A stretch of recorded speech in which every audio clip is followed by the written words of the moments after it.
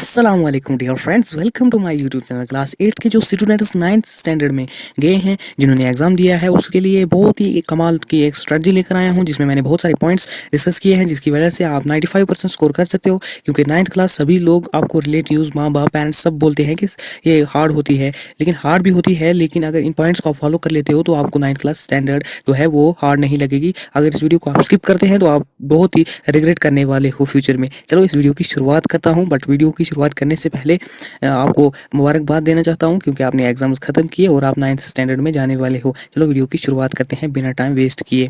जो हमारा पहला पॉइंट रहने वाला है, हमें डिफरेंस समझना होगा क्लास 8th और क्लास 9th में डिफरेंस समझना होगा। पहले हम क्लास 8 की बात कर लेते हैं। क्लास 8 की बात करते हुए हम इसको ऐसे कर लेते हैं, 3 पॉइंट्स आगे हमारे सामने। First point is private school publication. हमें डिफरेंस क्या देखने को मिल रहे हैं? जो प्राइवेट स्कूल की पब्लिकेशन 8th स्टैंडर्ड तक हमें मिलती थी अगर आप प्राइवेट स्कूल में पढ़ते थे तो, वरना अगर गवर्नमेंट स्कूल में सेम ही रहती थी। बट इसमें चेंज आता है थोड़ा बहुत सारे मेजर जो गवर्नमेंट स्कूल्स हैं उनमें भी थोड़ी बहुत चेंज आती हैं, डिफरेंसेस होती हैं, और प्राइवेट स्कूल में बिल्कुल पब्लिकेशंस अलग अलग होती हैं।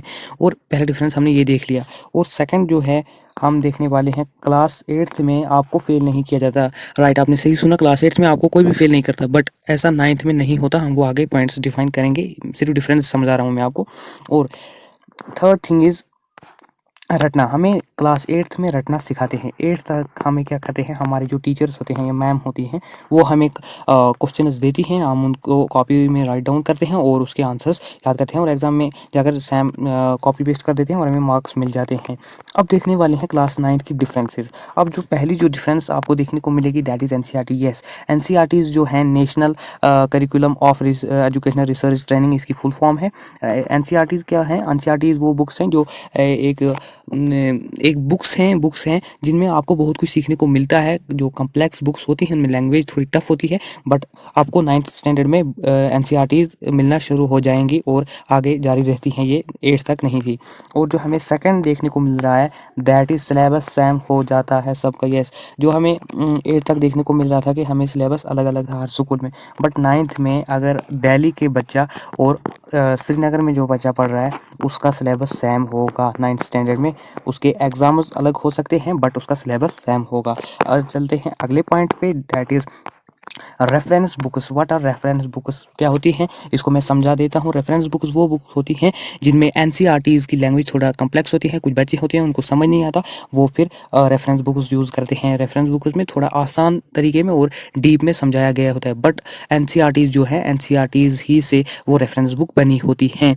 और जो हमारा इसी में रेफरेंस बुक का पार्ट 1 हम डिस्कस कर रहे हैं, that is question banks. Question other than NCERTs, इनमें जो क्वेश्चन होते हैं, क्वेश्चन बैंक आपको देखने को मिल जाते हैं। ये सब करनी है, रेफरेंस बुक लेनी है, ये मैं बाद में बताऊंगा, बट पहले आप समझना, अंतर समझो, फ़र्क समझो 8th और 9th में। और जो ये क्वेश्चन बैंक्स हम बोल रहे हैं, क्वेश्चन बैंक्स जो होती हैं इनमें एक्स्ट्रा क्वेश्चन होते हैं जो NCERTs के अलावा होते हैं। और जो सेकंड पॉइंट हमारा है, that is sample papers. Sample papers means mock papers, आपने सुने ही होंगे, या सैम्पल पेपर्स हम उन पेपर्स को भी कह सकते हैं जो एग्ज़ाम के कुछ दिन बाद या कुछ दिन बाद नहीं, पहले आप अपने घर में बैठ के ट्राई कर सकती हो। ये एग्ज़ाम की पैटर्न की तरह आपको पता चलेगा कितने आपने प्रेपरेशन की है, उसी के हिसाब से ये होते हैं, बट इतना मिल जाता है 9th स्टैंडर्ड के ऊपर, ये चीज़ें मिलती हैं। अब चलते हैं आगे चलते हैं। वो मैंने आपको बता दिया, NCERTs की लैंग्वेज टफ होती है, इसीलिए रेफरेंस बुक होती है। रेफरेंस बुक कोई अलग चीज़ नहीं होती, कोई रॉकेट साइंस नहीं है। और जो हमारे पास ये आ रहा है, देन हाउ टू स्कोर 95+, ये हमारे पास एक चीज़ है। इसमें हम पहला पॉइंट जो है, इसका जो आंसर रहने वाला है, डैट इज़ अभी से पढ़ना स्टार्ट करो, कंसिस्टेंटली पढ़ना होगा। मैं ये नहीं कह रहा आपको 15 घंटे पढ़ना होगा, 16 घंटे पढ़ना होगा, बट आपको 3 से 4 अपने अकॉर्डिंग पढ़ना होगा, बट कंसिस्टेंटली पढ़ना होगा, हर रोज़ पढ़ना होगा। अगर टाइम टेबल पर वीडियो चाहिए तो कमेंट सेक्शन में मुझे बता दें, मैं वीडियो बना दूंगा। और जो आगे हमें दिख रहा है, दैट इज़ 9th में रट्टा नहीं लगाना, क्योंकि क्वेश्चन बुक के किसी लाइन से लिए जा सकते हैं। दैट ये is the most important thing. 8th तक हमें जो टीचर्स होते थे, टीचर्स हमारे जो होते थे वो हमें बताते थे ये याद करके आना, हम जाकर लिख देते थे और कॉपी पेस्ट करके हमें मार्क्स मिल जाते थे।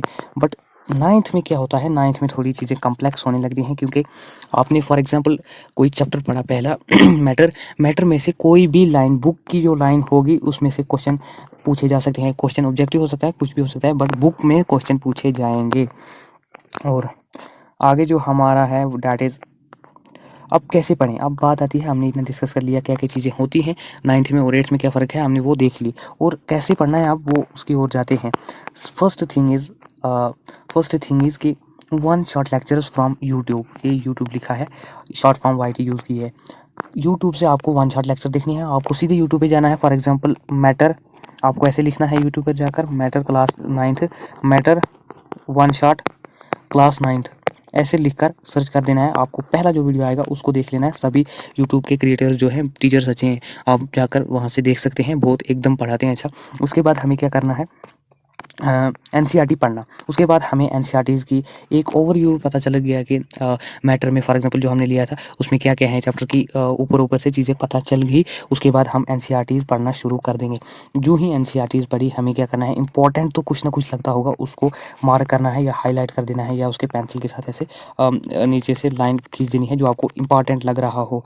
उसके बाद क्या करना है, the most thing is notes बनाना। व्हाट इज़ इट, नोट्स बनाना क्या होता है, इसको मैं यहाँ पर आपको समझा देता हूँ नोट्स बनाना क्या होता है। और अगर आप नीट, जेईई, आईआईटी किसी की भी सोच रहे हैं आगे देने के लिए एंट्रेंस, नीट, जेईई जो भी एग्ज़ाम है उसमें नोट्स बहुत काम आते हैं। व्हाट आर नोट्स, नोट्स ये है, अगर आपने फॉर एग्जांपल मैटर चैप्टर पढ़ा, मैटर में आपको कुछ पॉइंटर्स मैन तो लग रहे होंगे, आपको एक कॉपी लेनी है, उस कॉपी में ऐसे लिखना है, ऐसे हेडिंग डालनी है, मैटर, मैटर की हेडिंग डाली, उसमें जो जो आपको इंपॉर्टेंट लग रहा है, जो कीवर्ड्स इंपॉर्टेंट लग रहे हैं वो ऐसे लिख दो, डायग्राम इंपॉर्टेंट लग रहा है उसको ऐसे बना दो, जो भी इंपॉर्टेंट लग रहा है उसको अपने एक अलग कॉपी में लिखना, उन्हीं को नोट्स कहते हैं। नोट्स के ऊपर वीडियो चाहिए तो कमेंट सेक्शन में बता दो, मैं वीडियो बना दूंगा। और जो फोर्थ थिंग इज़ एनसीईआरटीज़, हमने एनसीईआरटी की एक्सरसाइज प्लस इंटेंट क्वेश्चन हमें करने हैं। इससे पहले मैं आपको बता दूं, पहले हमने वन शॉट लेक्चर देखा, फिर हमने एनसीईआरटी पढ़ी, फिर हमने नोट्स बनाए, फिर हमने एक्सरसाइज पे गए। एक्सरसाइज हमने कैसे करनी है, एनसीईआरटी की एक्सरसाइज तो हम करेंगे, वो हमें करनी है। अगर उसके बाद में इंटेंट क्वेश्चन क्या होते हैं, आपको चैप्टर के बीच में से क्वेश्चन पूछे जाते हैं। फॉर एग्जांपल मैं यहाँ पर एक आपको एग्जाम्पल के तौर पर यहाँ पर बताना चाहूँगा, जहाँ पर आप समझ जाओगे अच्छी तरीके से।